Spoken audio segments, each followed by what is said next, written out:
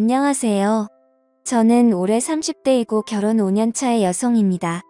남편과 저는 사회생활을 하다가 만나게 되었어요.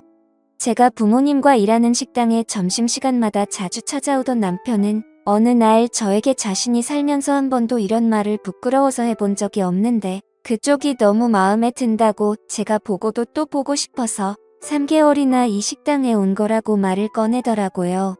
저는 진짜 몰랐거든요. 남편 회사 근처에 있는 식당이라 그저 자주 오는 남편을 보고 우리 식당 밥이 입맛에 맞는가 보다라고 생각을 했었죠. 남편은 근처에 번듯한 회사를 다니고 있었습니다. 저는 대학을 졸업하긴 했지만 사실 그렇게 좋지 못한 대학이었고요.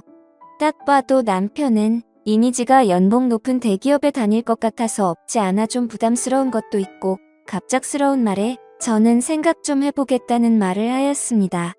그 이후 남편은 처음이 너무 힘들었지 저에게 마음을 표현한 이후부터 더욱 안달이 났는지 이제는 점심이 아니라 저녁까지 찾아와서 매일 같이 한 번만 자기랑 데이트하자고 졸라댔었습니다.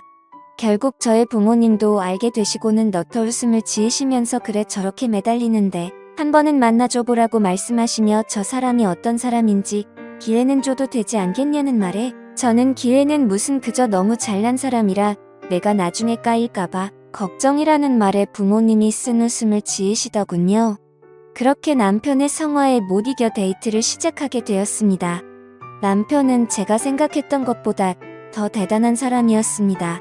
그냥 식당 근처가 회사촌이라 회사 직원인 줄 알았던 남편은 회사 직원이 아니라 알고 보니 한 회사를 이끌어가는 대표더라고요. 물론 직원이 아직 8명밖에 없는 조그마한 스타트업 회사 대표라고 그리 큰 것도 아니라는데 월 매출이나 순이익은 들을수록 제가 상상도 못해본 수준이었고 학교 또한 명문대를 졸업한 남자였습니다. 그래서 첫 만남 이후에 집에 와서 곰곰이 생각하다가 진짜 이건 아닌 것 같다고 자기와 너무 차이가 나서 부담된다니까. 밤에 남편은 저를 찾아와 손을 붙잡고 잠시 끌고 나가더니 저에게 이렇게 말하였습니다. 내가 모자란 인간이라서 안 된다면 이해는 하겠는데 그게 아니라 단순히 너무 차이가 나서 부담된다고 거절하는 건 난 도무지 이해가 안 된다고. 나는 내가 잘났다고 자랑한 것도 없고 그저 정말 지금까지 열심히 살아온 걸 말한 것뿐이고 누구를 만나든 정말 내 자신이 떳떳하고 싶어서 그런 거였다는 말에 저는 남편에게 말하길 제가 당신을 만나면 제가 떳떳하지 못하다니까 그 떳떳하지 못하다는 것을 내가 채워주면 되지 않냐고 내가 그만큼 잘하면 되지 않겠냐는 말로 무작정 저를 설득하더군요. 저는 그런 남편의 끈질김도 끈질김이었지만 그렇게 자꾸 매달리니 가랑비에 옷 젖는 줄 모른다는 말이 맞는지 어느새 남편에게 정이 들어버려서 끝내 사귀게 되었습니다. 솔직히 사귀면서 제 속마음은 내심 그저 저를 한두 달 만나다가 지치게 되면 금방 헤어지겠지라는 생각을 했지만 생각과 다르게 저희는 1년이라는 시간을 만나게 되었고 남편은 저에게 프로포즈까지 해서 결혼까지 하게 되었습니다. 남편은 자기가 입 밖에 내뱉었던 대로 여자들한테는 숙맥인 수준이라 처음 본 여자한테 말 건다는 건 진짜 상상도 못할 수준이었지만 책임감이 엄청 강해서 자기가 한 말은 반드시 지키려고 하는 노력하는 남자였습니다. 이런 남편의 좋은 성격이 결혼을 하고 나서 저에게 엄청난 스트레스가 될 줄은 결혼할 때까지만 해도 저는 전혀 몰랐습니다. 남편은 자신이 전셋집도 있고 그냥 저보고 몸만 들어와서 살라고 청혼했는데 그게 어디 말처럼 쉽나요? 저의 부모님도 그 이야기를 듣고는 그건 그렇게 하면 절대 안 된다고 안 그래도 남편에 비해서 모자란데 그렇게 정말 몸만 갖다가는 시댁에 무슨 소리를 들을지 모른다고 남편을 오히려 타박하시며 잠깐만 기다려보라고 말씀하셨고 그러곤 제 어머니는 무언가 깊은 곳에서 고이 간직하던 걸 꺼내보시더니 저희 이비 부부에게 말씀하셨습니다. 딸 결혼을 지원해주려고 정말 고이고이 조금씩 모아둔 돈이라며 1억이 들어있는 통장과 도장을 내주셨습니다. 그 이후로 제가 걱정되었던 건 바로 떨리고 떨리던 시댁이었죠. 처음 시댁에 인사를 드리러 간 날 남편과 도련님 그리고 시부모님들이랑 첫 대면을 한 날이었는데 다들 저를 따뜻하게 맞이해 주셨는데 시어머니는 자기 아들과 너무나도 모자란 제가 마음에 안 드셨는지 대놓고 무시하고 면박을 주시더군요. 시댁이 잘 사는 줄 알았지만 그것도 아니었습니다. 남편 스스로가 성공해 나가는 과정이라 본인 전세와 집, 그리고 모은 돈이 꽤 있을 뿐이지 시댁은 그저 평범한 집안이었고요. 남편이 버는 돈의 일정 부분을 시댁 살림살이 넉넉해지도록 지원해주는 수준이었습니다. 시댁의 차와 가구, TV 등 전부 다 남편과 도련님이 해준 거더라고요. 도련님도 남편이랑 성격이 많이 닮았는데 무려 동생은 의사였거든요. 이 집은 자식 농사를 진짜 잘 지은 케이스였고 다행히 아들 둘 다 성격은 시아버지를 닮아서 책임감이 강하고 약자를 돌보는 그런 성격이었어요. 시어머니는 그런 아들 일세를 엄청나게 부리는 여자였습니다. 첫 만남부터 제가 그리 마음에 안 드는 걸 대놓고 표현했지만 상견례에서 부모님 앞에서까지 그럴 줄은 몰랐어요. 상견례 식당에서 종업원이 음식을 가져다 주자 음식 장사하는 것들은 몸에서 음식 냄새가 배어서 근처에만 가도 코가 막힌다는 말을 저한테 대놓고 할 정도였죠. 저밖에 못 들어서 다행이었지 누가 봐도 저와 제 부모님을 비하하는 발언인 것을 알았습니다. 제가 너무나도 서운해서 나중에 그런 사실을 남편에게 말하자 남편은 제가 잘못 들었겠지라며 믿질 않더군요. 자기 엄마가 돈은 좀 밝혀서 그렇지 그런 경우 없는 소리를 하시진 않을 거라면서요. 그래서 저는 시어머니의 발언에 대해서 제가 잘못 들은 거라고 세뇌했습니다. 그렇게 결혼을 하고 나서도 저는 부모님 식당에 나가서 일을 하자 시어머니는 어느 날 저를 불러서 언제까지 그 부엌대기 같은 천한 일 계속할 거냐며 그것도 자기 아들 회사 근처에서 직원들한테 부끄럽게 뭐하는 짓거리냐며 저를 보자마자 소리를 질러대더군요. 저는 시어머니의 울음장에 순간 주눅이 들어서 아무 말도 못하고 있었고 심지어 시어머니가 말하는 욕을 다 듣고 있다가 집에 돌아와서 부모님께 시어머니가 자기 아들 직원들 다니는데 이러고 있는 게 마음에 안 든다고 했다고 하니 부모님께서도 그럴 수도 있겠다며 너도 그냥 가정주부로 이제 살으라고 우리도 이번에 건물 계약 기간 끝나면 옮길 거라고 하시더군요. 사실 저 때문에 옮긴 거였죠. 남편은 그 사실을 알고는 저의 부모님을 찾아가 말리려 했지만 막무가내로 진짜 부모님은 이사를 가셨습니다. 그때부터 저는 부모님 가슴에 못을 박았나 봅니다. 남편은 이왕 이렇게 된 거 그냥 저보고도 애 낳고 집에서 아이 육아에 힘써주면 훨씬 더 좋겠다며 자신이 더 열심히 일하겠다고 했습니다. 그렇게 제가 일을 안 나가게 된 남편은 빠르게 아이를 가지고 싶어 했고 그렇게 저는 2달도 채 지나지 않아서 아이를 임신하게 되었습니다. 근데 제가 집에서 쉬고 있는 게 그리 못마땅한지 그때부터 시어머니가 저를 매일 같이 불러대더군요. 저희 집에서 시어머니 집 가려면 나름 거리감 있는 1시간 거리인데 그걸 하루 이틀도 아니고 매일 같이 불러대서는 저에게 말하길 더 잘하는 일이나 한번 해보라고 말을 하더군요. 그게 무슨 말씀이시냐니까 시어머니는 저에게 짜증난다는 표정으로 얘가 왜 이리 말귀를 못 알아들어 음식 만들고 청소하고 그게 너가 식당에서 하던 거잖아 라고 소리를 지르며 저를 그때부터 자기 신모처럼 부려먹기 시작하더군요. 그렇게 차비조차도 안 주면서 줄곧 불러내서 저를 막무가내로 부려먹었습니다. 그래도 배가 부르기 전까진 참았는데 어느덧 임신한 배가 점점 불러오고 제가 점점 몸이 무거워서 아이 때문에 몸도 무겁고 겁이 난다고 집에서 좀 쉬고 싶다고 말을 해도 시어머니는 저한테 소리를 질러대며 지금 시어머니 말 무시하냐고 그깟 애 하나 배웠다고 유세 떠는 거냐고 누구는 애 안 낳아봤냐고 꾀병 부리지 말고 당장 튀어오라는 말에 어쩔 수 없이 끙끙대며 몇 번 더 가게 되었고 뒤늦게나마 남편이 그 사실을 알고 시어머니랑 대판 싸운 걸로 합니다. 그 이후로 시어머니는 제가 출산하기까진 안 불렀지만 남편에게 요구하는 게 한두 가지가 아니었어요.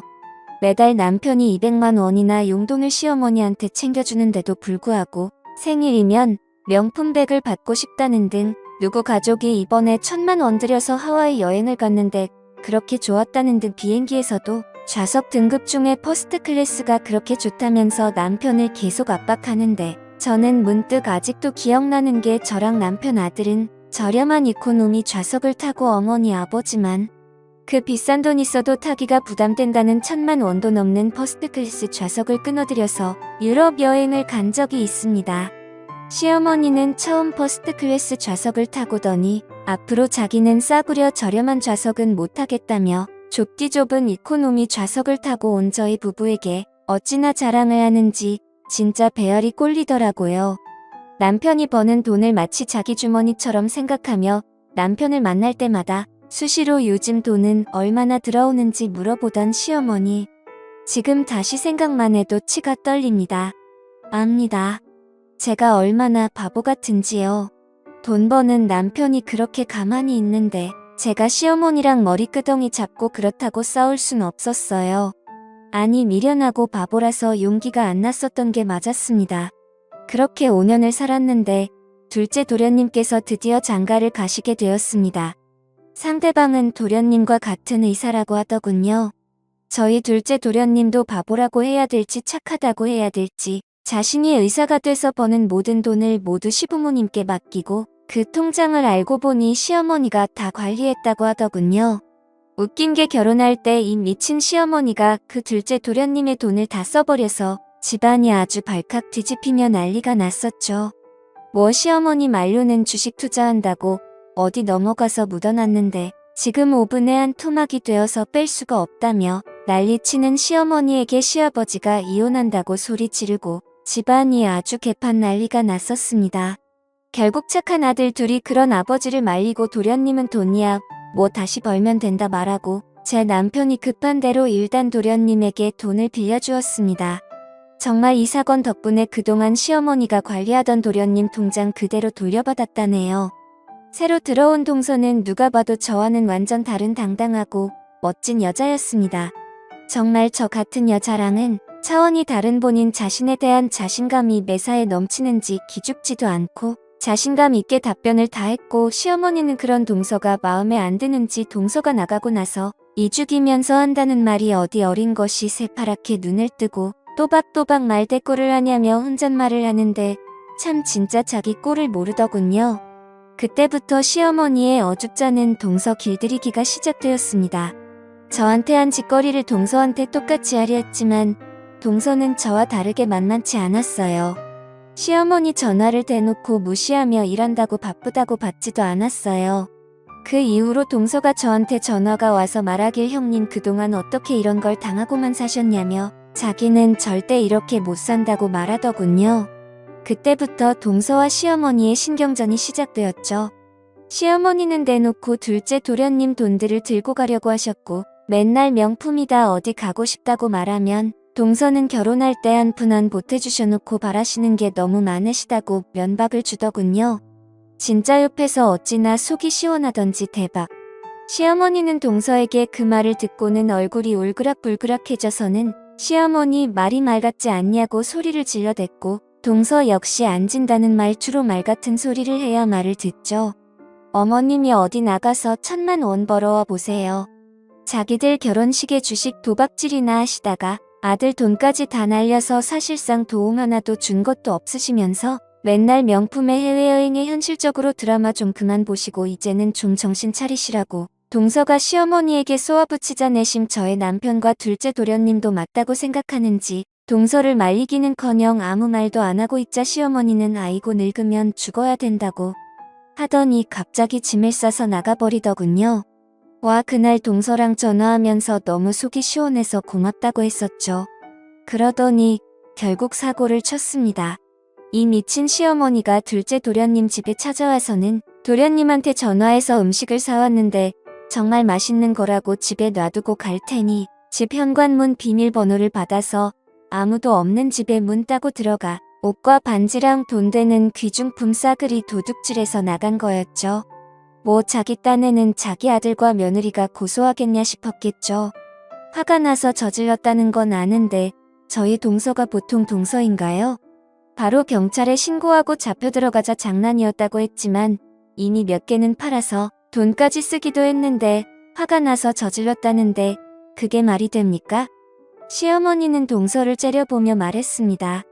니네 부모가 얼마나 막돼 먹은 부모들이길래 자식 새끼들도 이따위로 키웠냐고 말하며 갑자기 동서 뺨을 때렸고 동서는 맞자마자 그대로 시어머니의 뺨을 한 대도 아니고 2대를 후려 갈겼습니다. 동서의 이런 행동까지는 전혀 생각 못한 시어머니는 자기의 빨개진 뺨을 두 손으로 당황해하며 부여잡았고 그 시어머니를 차가운 눈빛으로 바라보며 동서는 말하였습니다. 지금 시어머니가 선을 넘어도 제대로 선 넘은 거라고, 절대 합의란 없고 무조건 감옥 보낸다고 말하자 시어머니는 동서에게 뺨 맞은 현실이 아직도 믿기지 않은지 멍하니 있더군요. 저는 내심 속이 시원하면서도 저 역시 뺨까지 때릴 줄 몰랐던 이 상황을 어떻게 해야 할지 몰랐습니다. 사실 시어머니가 도가 지나치게 선을 넘은 건 맞았으니까요. 속으론 박수라도 치고 있었네요. 도련님과 남편도 시어머니가 명확히 잘못한 거라 뭐라 말도 못하고 속은 시원한 것 같긴 한데 자기를 낳아준 엄마니까 표현은 대놓고 못하는 그런 상황이 되자 시아버지는 막내 도련님 보고 미안해, 내가 달래주라고 말씀하시며 저에게도 집에 일단 돌아가라고 말씀하셨습니다. 그 이후로 시아버지는 동서에게 연락해 이번 일은 시아버지 얼굴을 봐서라도 한 번만 없던 일로 하자고 해서 탄원서하고 잘 처리했고 시어머니는 그 이후로 진짜 쥐 죽은 듯이 삽니다. 시아버지가 한 번만 더 집안 분란 일으키면 쫓아낼 거라고 으름장 났다네요. 저희한테 연락도 안 하고 이제 시댁 집에 가면 시어머니는 그냥 조용히 식사만 하고 쥐 죽은 듯이 지냅니다. 자만을 높은 줄 모르고 날뛰시더니 모두가 자기 편 안 들어주고 도둑질하다가 며느리한테 뺨까지 맞고서야 정신을 차리다니 동서의 시원한 성격이 참 부럽습니다. 지금까지 제 사연을 들어주셔서 감사드립니다.